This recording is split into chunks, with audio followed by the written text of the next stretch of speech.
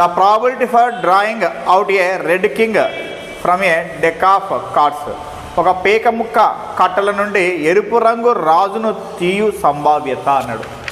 ఎరుపు రంగు రాజును తీయు సంభావ్యత, రెడ్ కింగ్ ప్రాబిలిటీ అనమాట. మరి యాక్చువల్గా మనకు 4 ఉంటాయి కదా, 4 టైప్స్ ఉంటాయి మనకు. ఏవేవంటే స్పేడ్స్, క్లబ్స్, డైమండ్స్, హార్ట్స్ ఉంటాయి ఏమి. మరి వీటిలో ఏవి బ్లాక్ ఉంటాయి మనకంటే స్పేడ్స్, ఆ తర్వాత క్లబ్స్ బ్లాక్ ఉంటాయి, ఇవి బ్లాక్లో ఉంటాయి.